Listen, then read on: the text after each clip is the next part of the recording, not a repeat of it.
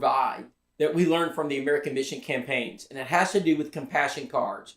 Now, compassion cards are step 2 of the evangelism model. Step 1 is making contacts. We spend a lot of time on contact, and we will continue to spend time on this, because if you don't get that right, nothing else matters. Now, during our training process, during our campaign, because we spend time training every single day, and it's just not about door knocking. Those are cold contacts, the hardest ones to get. By the way, we're successful doing it. We also engage in compassion cards. So during the week, we're taking names of people who are discouraged or sick. When we go to the door, we might ask this question: do you know anyone who's discouraged, having a difficult time? We'll send cards as a church to encourage them. There are people that just need a little compassion. Remember, the Bible says on some, have compassion, making a difference. That's Jude, the 22nd verse. Now, we need names. And so we take names during the week of the contacts that we make, and we begin recording those on our contact cards. And then we begin organizing them. We begin setting up. Literally, we're going to send out not hundreds, but over 1,000 cards. Now, we're going to teach the members who come how to do a compassion card. You don't have to write a book. 2 to 3 sentences. Just share with them that your thoughts and your prayers, that you empathize with them, that you may sympathize with them, that people are thinking about them. When we go to the door and we find that somebody's hurting, we know that that person needs cards. When we find a person is sick, maybe, and they just need their spirits lifted, we're going to send cards. Now, why do we send cards? And why do we do it in this fashion? Because one card with 20 signatures does not work. You're wanting to do congregational evangelism, meaning that everyone in the local church gets involved. That means everyone sends cards for a period of 3 or 4 weeks. And at that time, they might visit, or we make a visit to them to find out how they're doing. That prospecting measure opens their hearts. It allows us to sow the seed. You just don't go out there to throw the seed out in the dirt. You prepare the soil. You need soil. You get it ready. You try to get out the weeds and the rocks. You make sure that the garden is ready for the seed. That's prospecting. Compassion cards accomplish this. So during American Mission Campaign, we spent Thursday evening, Friday all day writing cards. Literally, we wrote about 1,700 cards. Some people would receive 5, 10, 12 cards. Now, we don't send them all at once. We send them strategically. We're going to send some on Monday, some on Tuesday, some on Wednesday, some on Thursday, some on Friday of the following week. So that person is getting cards the entire week. Can you imagine the effect it has on them?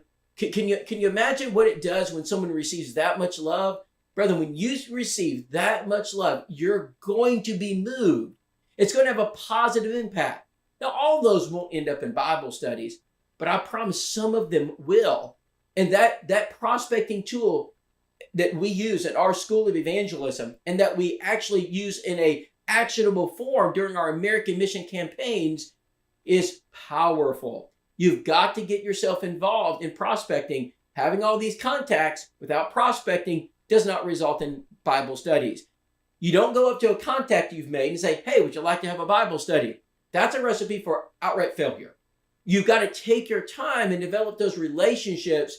Nothing more potent than getting your church involved in card writing. Now, just as a side note, we're not writing cards to church members, to elders and preachers. This is not about inward. This is about outward. So a lot of you do card writing. The question is, to whom are you writing? Are you writing to sinners?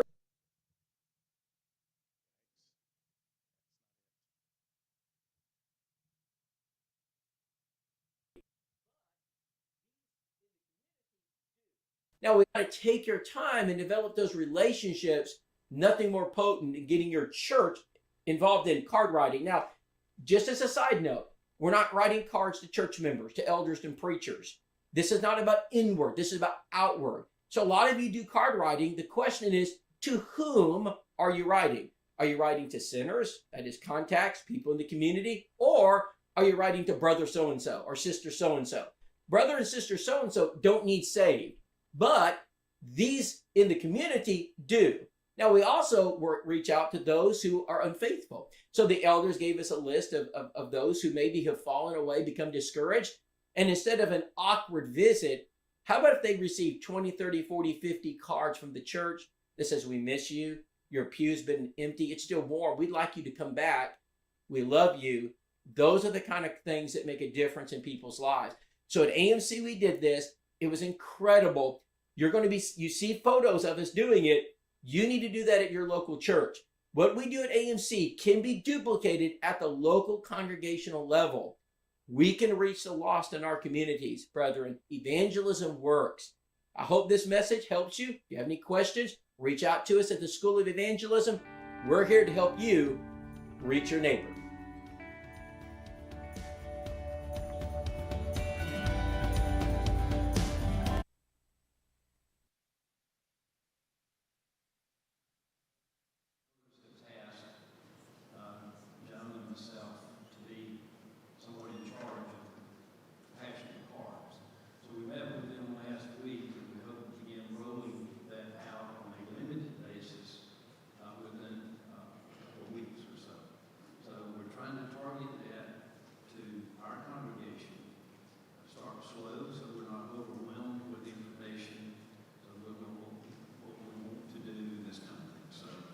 Just to let you know that we are in the process of working on that.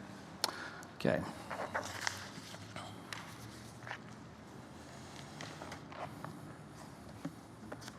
Last week I accused you of not being able to remember till this week. Do you remember?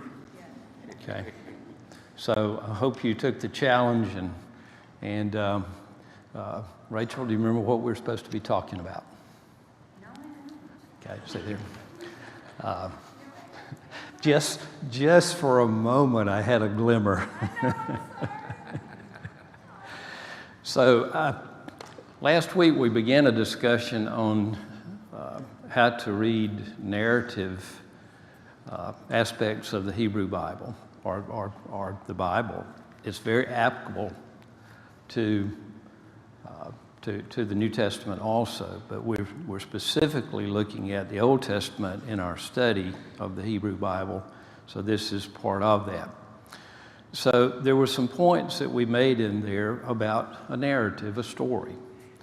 The Old Testament is full of stories. It's composed almost entirety of about 2/3 of it is narrative type discourse. A lot of times we assume that it's talking about the history of Israel, and it is. But I find that the history of Israel is part of the narrative aspect of the children of Israel and God's relation with them, and ultimately God's relation with us, with all the nations of the world. You remember in Exodus, Moses and God, through Moses, issued an invitation to his people that they would be a holy nation of priests, who ultimately, the promise was made even to Abraham that all the nations of the world would be blessed. Do you remember that? That has been reiterated in the Old Testament on numerous times, and in the New Testament on numerous times. So we need to adhere to that, to talk about that. So generally when we're talking about a narrative, we're talking about something that has a plot. It has a sequence. And if you got a handout last week, then you probably saw part of that plot formation. And the same thing that applies to a story or a plot that we like to read pertains to plots also in the Bible. Typically there's a story, there are characters involved, there's a sequence that generally there's a problem of some sort. So how do you resolve the problem? And we gave an example last week of, I think, Timmy or Tommy, who liked cookies, okay? He ate too many cookies, and the different possibilities that Tommy had and his family had on how we're going to solve this problem. When we look at this from oftentimes a secular standpoint or a biblical standpoint, the whole purpose is to put ourselves in the position of one of those characters so that we can understand, and it reflects somehow on us, that we get a message through that. Does that make sense? We don't have to look too far. Jesus, I think, was the ultimate storyteller. Oftentimes we call them parables.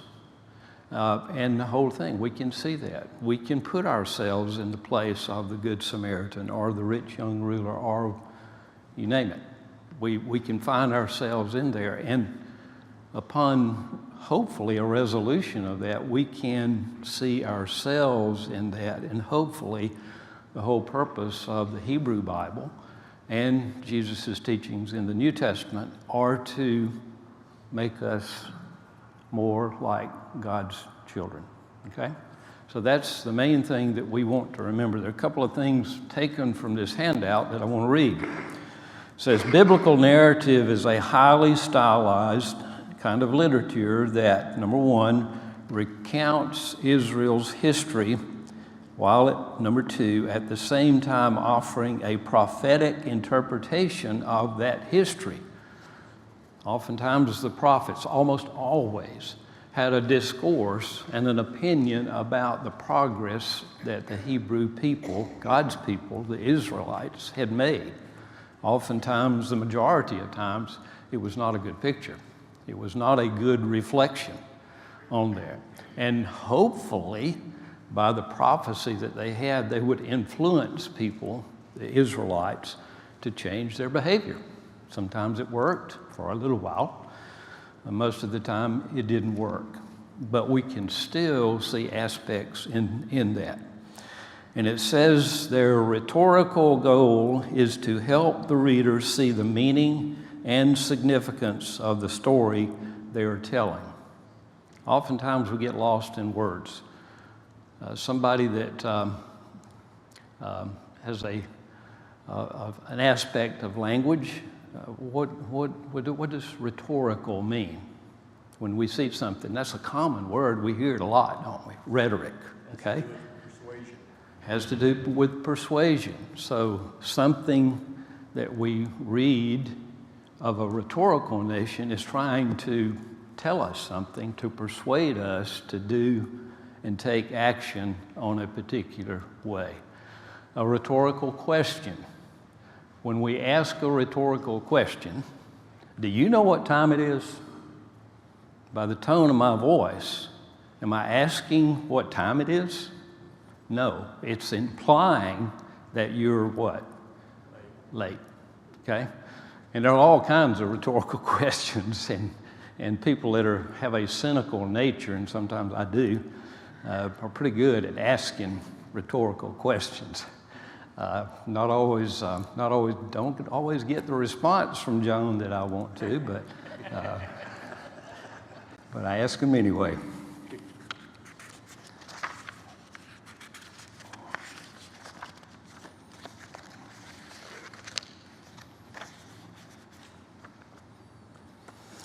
A couple of other things that I want to read, and then I promised you that we're going to talk about Noah and Jonah, not Noah. Jonah. It says the Hebrew Bible is a literary representation of Israel's history that claims to be divinely inspired. How do we know that the Bible claims to be divinely inspired? It says it, exactly. So when I read that, that's it claims that because that's exactly what it tells us that it's doing. It's a divinely inspired prophetic interpretation of Israel history. It's not a history of Israel, but a theological interpretation of Israel's history in the context of creation and other aspects of it. The narrative claims to both represent history and to show its meaning and significance with the aim of eliciting a response from the reader, just what we said. So, a very important aspect of this. It says stories and plots are the crucial agents that invest events with meaning. The way the facts are described, the point at which the tension is created and the climax occurs the selection and arrangement of the parts, these all indicate the meaning which the events are believed to possess, and thus what an author means to communicate by telling them to the reader. We've talked about that before. When we read biblical text, we don't read it, hopefully, with our concept in mind. How do we read it? With the author's concept. We need to try to understand what the person that wrote the text, that wrote the narrative, that wrote the stories, what are they trying to say to us through the Bible? You know, most of us have commentaries at home. I'm not a huge fan of commentaries for the simple reason that the information that the writer of the Bible wants us to see is what they wrote. And when we start trying to put our spin on that, it may help to clarify things some. But I mean, there are commentaries that are a lot more numerous than the Bible itself is. So, you know, just an aspect that we want to remember. All right, with that in mind, turn over to the book of Noah. Man, where am I coming from? Book of Jonah. All 4 chapters of Jonah. If you look for the 4 chapters of Noah, you're not going to find it.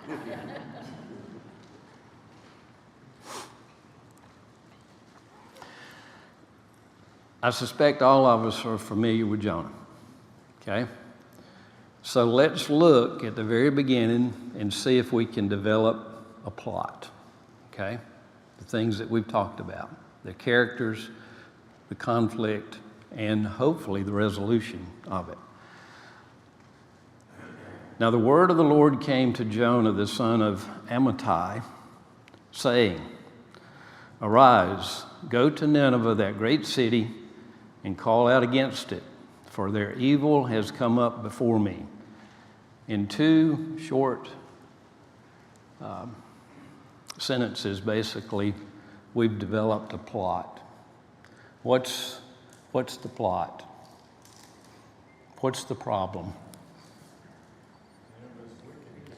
Nineveh is wicked, okay? Who are the characters involved? Jonah. Who else? God. Okay, so there's 3, really only 2, because we see that God is using Jonah as an agent. So we've got God and Jonah and the Ninevites. That's the characters involved. What do we know about the Ninevites? They are wicked. What does that assume when God says go and call out against the Ninevites because they're wicked? What does that assume? That God doesn't want that, right? So if you read Bible narrative enough, beginning in Genesis, it doesn't take long for us to figure out that God is displeased with wickedness. So that's kind of an assumption that we can make. That should be self-evident, is that God doesn't desire that. So we have it. What's the problem with Jonah? Well, let's see. Verse 3 says, "But Jonah rose to flee to Tarshish from the presence of the Lord." Uh-oh. What's happened? He doesn't want the job. He doesn't want the job. He's not only reluctant, but he has gone rogue, hasn't he? Okay? How many movies have you seen where a potentially good person turns bad? Okay? That's Jonah. You know, so God's given him a directive. He says that he's the prophet. He's the only prophet that I know of in the Bible that we're talking about the prophet's actions and Jonah not necessarily prophesying about something. I mean, he does to the Ninevites, but he does it very, very reluctantly. Bible's filled with reluctant characters, isn't it? A lot of them don't want to do the job. But Jonah's different. He's not only doesn't want the job, but he runs from the job and goes to Tarshish, and that's a long way. That's a long way away. It involves getting on the boat. What happens? Storm comes up. God is displeased with Jonah's actions because he's trying to flee from him, and the storm comes up. Okay, we know that story. You remember the sailors reluctantly do what with Jonah? Throw him overboard, because why? Jonah says, "Kill me." You know, you basically toss me over, and that in and of itself is an aspect of Jonah's wish. He has basically a death wish. This is not the only time that he has that. Jonah was apparently a pretty miserable prophet because he just didn't want to live. We've already got two plots in this. One is involving God and the Ninevites. The other one is now, because of Jonah's reluctance, is involving God and who? Jonah. So we've got two issues going on. So we've got, from a narrative standpoint, we've got two things that we have to resolve, don't we? Okay? So in Jonah's mind, if you toss me overboard and kill me and the waves subside, has that resolved things? Well, it might, if in one version of the story it might have, but it's not what God wants to do to resolve the issue. So here comes the well.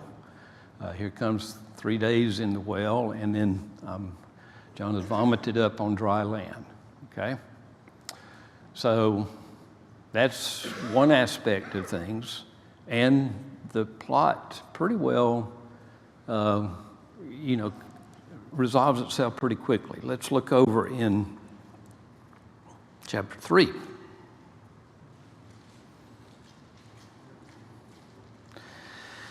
Then the word of the Lord came to Jonah the second time, saying, "Arise, go to Nineveh, that great city, and call out against it the message that I tell you." So what does Jonah do this time? He goes and does what he says. What's the response of the Ninevites?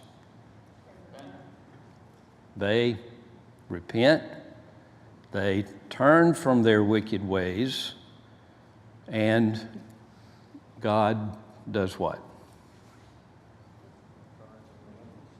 God basically forgives them and says, as Jonah said, 40 days you're going to be destroyed. So God says, I've changed my mind. I'm not going to destroy you because you have taken action that I said. You have repented. They put on sackcloth.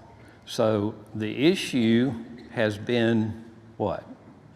The resolution has been resolved, okay, as far as God and the Ninevites are concerned. So Jonah does his thing, but has God's relationship and the plot with Jonah been resolved? It has not, okay? So one of our narrative plots has been resolved. The second one has not. One of the questions that we ask ourselves right off the bat when we're talking about Jonah is, why did Jonah run away? By the way, a lot of, especially children's books, we found this to be true too of Noah's Ark, present a children's level of things, and they do with the story of Jonah. I mean, can you think of a better story for kids than Jonah in the well? 3 days in the well. I mean, that's pretty compelling, a compelling story for children, isn't it? And oftentimes the story ends right there with, Jonah does what God has told him to do ultimately. So the story from a children's standpoint is what? Is what? Resolved. It's resolved, and what's the moral of the story at this point? Obey God. Yeah. Don't get swallowed by a fish, but that's a whole different one. You know, obey God, and mom and daddy and God will be pleased. Okay? So that's the children's version. But the biblical version does not end like that. So I think in verse 3 of chapter 1, we find that Jonah runs, but we don't know why he runs. Without knowing the rest of the story, what can you figure? Why would you say that Jonah was fearful? He was afraid. Okay? Was Jonah afraid?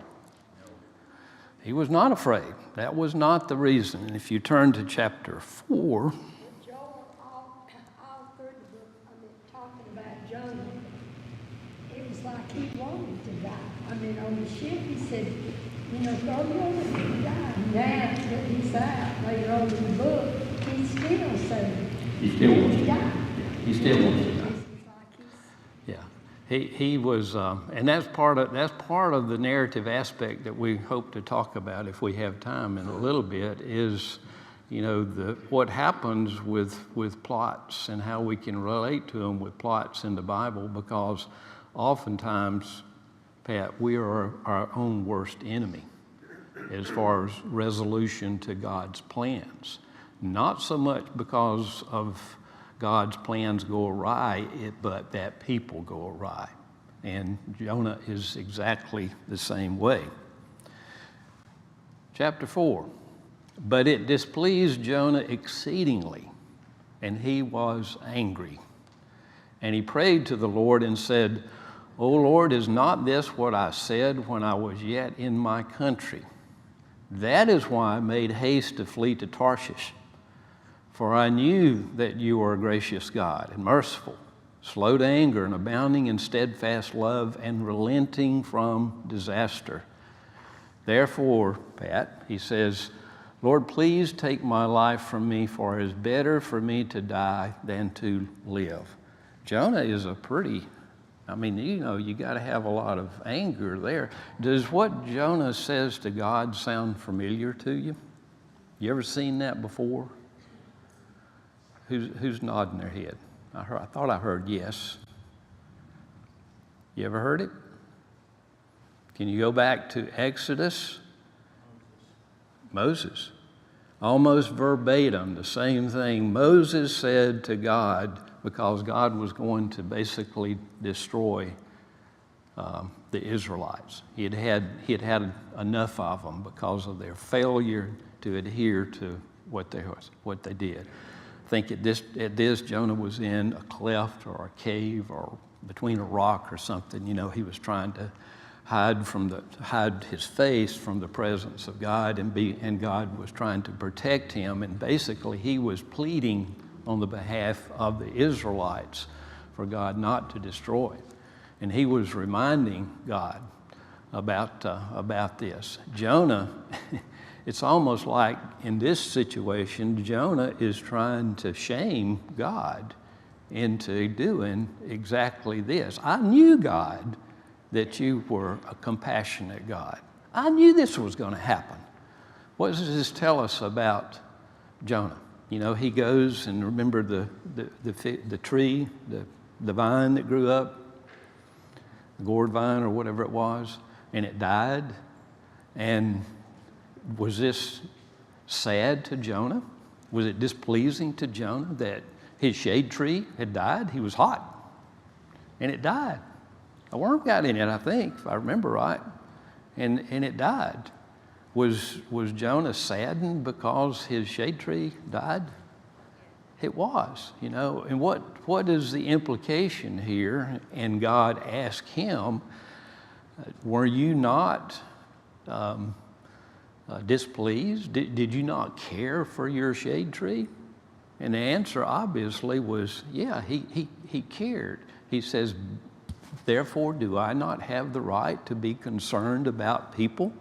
Are people more important to God than a gourd vine was to Jonah? So was the resolution, and this is an important aspect of this, was the resolution with God and Jonah resolved? Eventually, that he had to come to see it God's way. Did he ever come to see it God's way?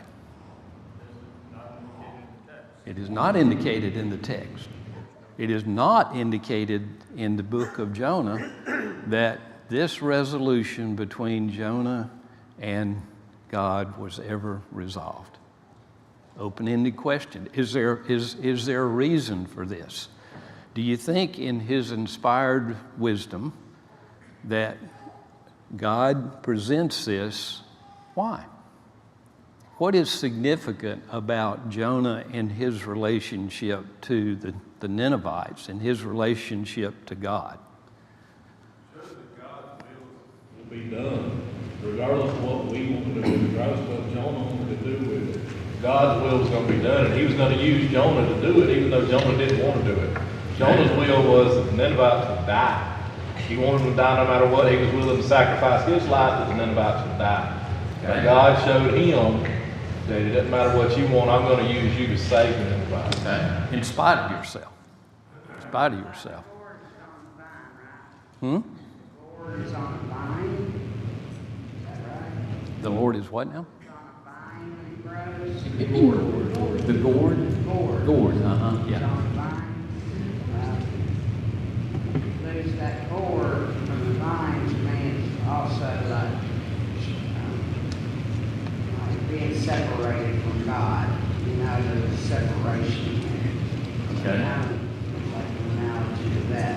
In some sense. On a macro, on a large scale, when you consider the Hebrew people, the Israelite people, did they have a good history with God? It was a very much of an up and down history. Did the Israelites always obey God? An emphatic no. In fact, the majority of the time, they did not obey God. And yet, we have two examples of God being what? As we find in Exodus, a compassionate God, a forgiving God, one that even Jonah knew about, didn't he? Jonah had to have studied that aspect of the Hebrew Bible. He had to have knowledge because he had seen it fulfilled in the history. Jonah, a lot of times this book is dismissed as a fictional type, just a story that we find in the Bible.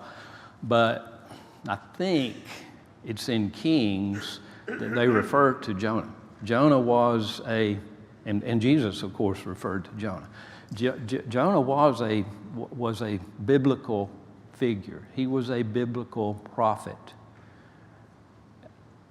But so he had an awareness, and I'm trying to remember the time when 2 Kings, because there was a king involved. So I think he was around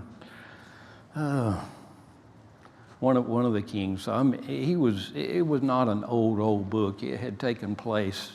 Jonah took place relatively historically where it had been recorded. So what's the moral issue of this plot? One, we've had a resolution to, pretty simplistic. The Ninevites repented and were saved. What's the second one? Tim? If it's the second one or not, but there's an issue of forgiveness that brings forth to us today. I have known people that are the judge, the jury, and finally the judge over other people's sin in their life. All of us sin. And sometimes we want to look down at someone who's not in a good conditional with God and say, you're lost, you're going to hell because of what you're doing. I think Jonah had that mindset from the beginning, and it was not resolved with his mind. And it's hard for us to sometimes look and say, you're forgiven. So to me, that's what this narrative is saying. Search your own self before you go judge somebody else. And Tim, should Jonah have not been saying that to himself? He should, start. as an Israelite that had a history of disobeying God on a continual basis and doing stuff that God has been displeased with. How many times you read the Old Testament and it talks about the wickedness of the Israelites, the wickedness of the Ninevites? Is there a distinction between the two in God's eyes? And the answer, of course, is no. Wickedness is displeasing to God regardless of the source that it comes from. So of all people, Jonah should have been the one to recognize and realize that they needed to be forgiven. And yet, he's so stubborn that he fails to see that aspect of God, apparently. He knows God's compassionate, but he doesn't want to do anything to see. So, Rachel? I was just going to say too, that it seems like for Jonah, he decided a whole group of people were not worthy to be saved. And I think we can be guilty of that too, that we can, a broad group of people that are doing some really horrible things and think, they don't need to hear, we don't want them to hear the message. They're so bad, they're not worthy of hearing the message. And I feel like that was his stance. They're beyond being worthy of any chance. That my gourd vine is much more important than God's concept of the world, of what his desire is to the world. Again, go back in Exodus, and Moses says, I want all nations to be a holy priesthood of mine. That's God's desire that be done. So we have this open-ended question, really, that we don't know what Jonah's response was to God. We know what he asked, and hopefully he reflected on that. And hopefully when we read different narrative aspects of the Bible, these plots, that we can find ourselves in a position where we're asking the same thing of ourselves too. We find often in the Bible that most always there's plots and subplots, and that's what makes the Bible extremely reflective and extremely interesting at the same time. So, part of what we're talking about is when we read the Hebrew Bible, when we read the poetry, we look at it in a distinctive way. When we read the narrative aspects of the Hebrew Bible, we are reading it in a way so that hopefully it means more to us than a historical representation of the Jews. Does that make sense to you? Let's look at it even very briefly from an even greater, a more macro vision. Does the Bible begin and start talking about the Israelite people and Abraham? Does it? Not initially. It starts in the garden. Just two human beings created In the image of God.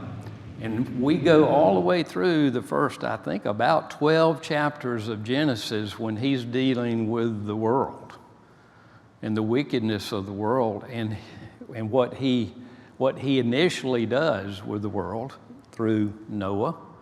And we know that story, and the ark, and how Noah came out, and basically all the nations of the earth were in some way connected with Noah, weren't they? So we have this aspect, and how does God, that in and of itself is a plot, and the whole story of the Hebrew people is a plot a subplot of the big plot. God's big plot is, how do we get back to this relationship that I want to have with my people as it was in the Garden of Eden, where we are created in the image of God and we have a relationship with God that He wants us to have. His original desire for us that failed. It did not turn out like God wanted it to be. The whole story of the Hebrew people is, how do I resolve this issue of things? So we have the story, it plots within the Hebrew Bible that pertain to the Israelites and their relationship and looking to the coming of Christ. You can get pretty deep in a lot of this. I understand that. But it's so interesting, and I hope helps us reflect on how we look at things. Is mankind's relationship with God resolved now?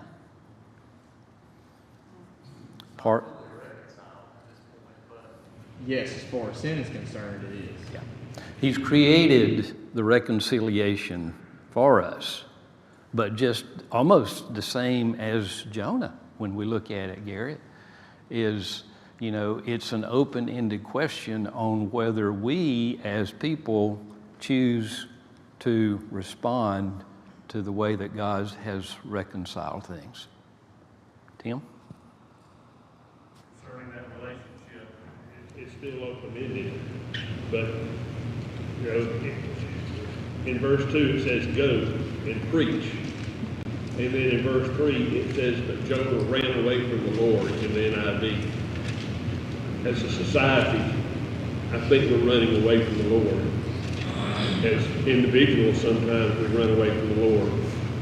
But the final climax to this story is, you ain't going to run away from the Lord. I fully agree with you, but on an individual basis, who does the running? Jonah did. And who chooses to run now? We do. So, yeah, we can say society is running, but that does not absolve us as individual Christians from doing God's will. The Jonah in us may think about things, we may reflect on things, but when the rubber hits the road, our nation, the world, may be falling to pieces, okay? How many times do you hear that? It's happening. And that may be true, but history tells us, and throughout Hebrew biblical history tells us, that society may be going the wrong direction, but God still expects us as individuals to be responsive to what He wants done. So I think Christ's church is the holy priesthood, the city set on a hill in a broken world. So our call is the same call as it was to Jonah at that time. So that's our mission. Yeah. And let people respond, let people repent. There will be those that will and those that won't. And we know and trust that God is a compassionate God for all of us who fail to do His will. Have we had one or two? One?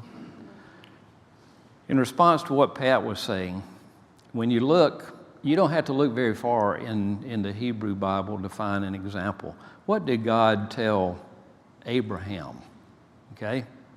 Abraham. Man of great faith. We know that. He chose to leave his country and do what God had said. And what did God tell him? I will do what to all nations of the earth?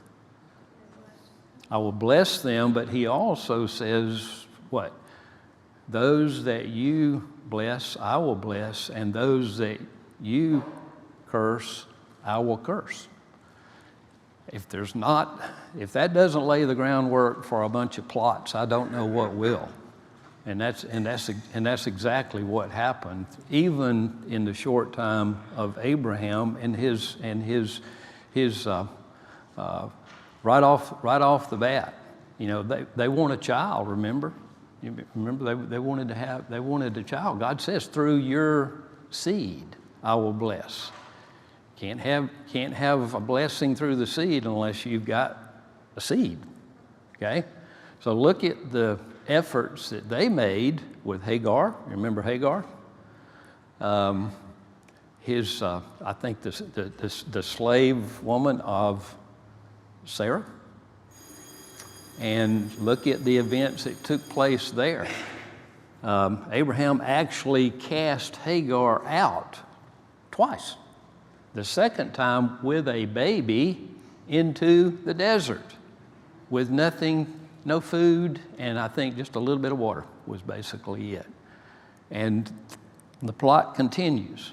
So one plot and subplot after another subplot. So the bell has rung, and the whole point of this, I hope that you gather, is when you read the Bible, look at it from a plot type formation of it.